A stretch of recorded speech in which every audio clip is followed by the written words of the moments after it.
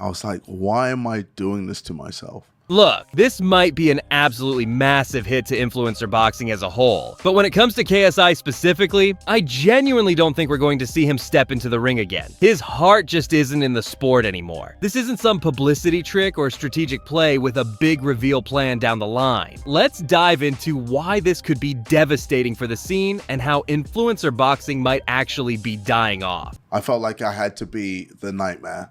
To sell a fight, you have to do stuff to get people to want to watch. You have to find ways to bring that emotion out of people. I didn't enjoy it. Didn't like it. I mean, I didn't even gain much from the material stuff. My fight with Tommy Fury, all the money I made, I gave it to my trainers. All of it. Here's the thing, KSI's been shouldering this enormous responsibility, playing this villain character. And if you listen to KSI on podcasts or see him day to day, he's actually a down-to-earth, generous guy who does a lot for others. But this heel persona he's been playing, a lot of it started becoming awkward and uncomfortable. Like that whole Wayne Bridge incident where he was saying things he clearly didn't believe in, just trying to hype up a fight and maintain this fake character. For me, it's not, I don't do stuff for this.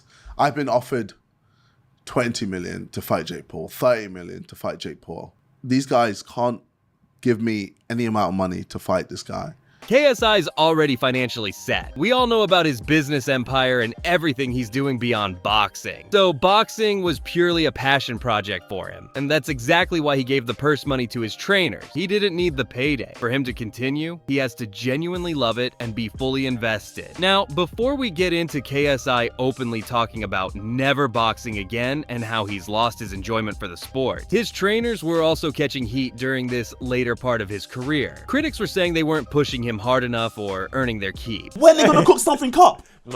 Listen, I'm trying to wait for them to cook. Because I'm seeing all these interviews, I'm listening, but I'm not seeing the dish. He's on another level. He's on another level. Where's the dish? Because he's on another level now. Listen, okay, JJ said before the Fury fight, I've hit my final form, I finally get their system. And he came out and done star jumps. When we left him, he was Beerus. He was. Now he's Machamp. What's his name? That Machamp or something. My main goal when I got into the boxing ring again was to fight Jake Paul and Bill Misfits. People got confused about what was actually happening with the whole KSI Andrew Tate situation. Let me clear this up. KSI still owns Misfits to this day. That's where the confusion comes in. You can own a company while having a CEO run the operations for you. Andrew Tate was supposed to fill that role, being the face on top of the fight cards, standing alongside the fighters, playing that crucial promotional figure while still competing. Obviously that went sideways because his debut performance was rough. Maybe he can salvage it since there's apparently talk of a rematch happening. But who are the real stars right now to carry Misfits forward? If the Tate situation doesn't pan out, maybe KSI steps back into those promotional duties. But the platform needs somebody to handle the hype. KSI's put massive effort into building this brand to where it stands today. So for everyone thinking this would be the year we finally got Anthony Joshua versus Tyson Fury, finally got KSI versus Jake Paul. That fight's dead in the water. There's way too much ego wrapped up in that matchup, and honestly, there's so much exhaustion just discussing it at this point. I've made countless videos over the years about the build up to this fight, and it just perpetually falls apart. Right now, KSI's not in the headspace where he should be entering a boxing ring feeling like this. And Jake Paul, say whatever you want about him, he's completely committed to boxing. It's a total mismatch right now purely from a mental standpoint. So there you have it, KSI. You want 185, I want 200. I didn't want to budge. You didn't want to budge. Mr. Beast said, why don't we just meet in the middle? Good point, Mr. Beast. I'm down. 192.5. And that's my final. What do you think his excuse will be now? Who knows? Yeah, he's probably just going to say, no, I'm not going to 185. I'm focused on my music career. In this interview, KSI does mention he won't duck any challenges or big fights. Obviously, fighting Jake Paul would prove that statement, but you could see his mentality shifting even back then. For the first time, he admitted he's got other priorities, so it's difficult. Why am I doing this to myself?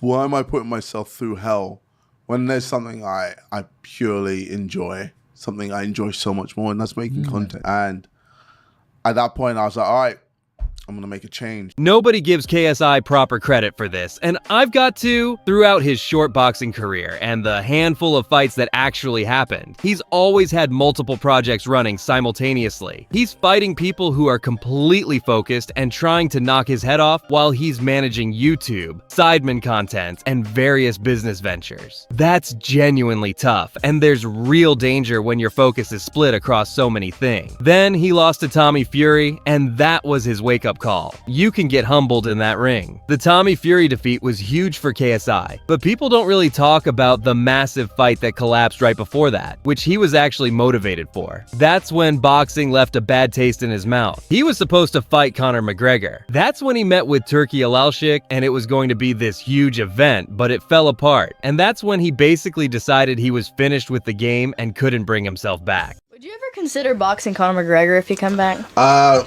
mean, I tried. And really? yeah, and it didn't happen. He said nah. Did he? Yeah, he refused. But I mean, like, it is what it is. He's doing his thing. He's got a lot going on, especially with bare knuckle and whatever situation he's going through. So it's fine. Do you ever box bare knuckle? Nah, it's not, nah. I just don't need to.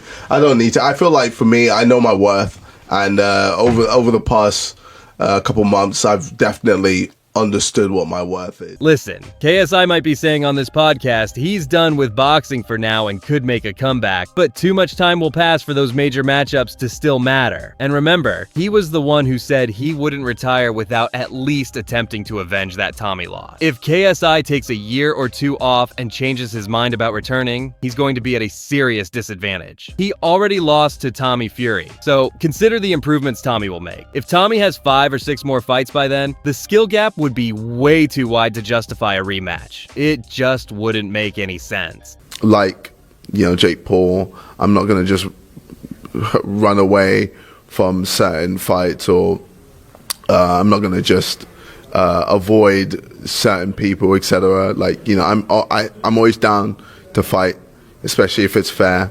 And yeah, I just want to enjoy myself. I've told the world I'm not here to be a world champion.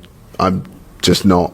I've got so many other things going on. You can see with Britain's Got Talent. My final point on all this, we saw in my previous video about Andrew Tate that there are rumors he might do a tune-up fight and rematch Chase. But is he really the right person to lead things moving forward? Andrew Tate is a massive name. KSI is a massive name. Who's going to carry the Misfits brand and headline the pay-per-view cards? There are fighters with big followings, but nobody at the KSI Andrew Tate level. That was the entire reason for bringing him on board. KSI won't be boxing, and there's actually a legitimate possibility now that we might never see KSI box again. It's truly the end of an era. KSI won't be chasing a world championship like Jake Paul is. He's going back to doing what he genuinely loves most, which is simply creating content.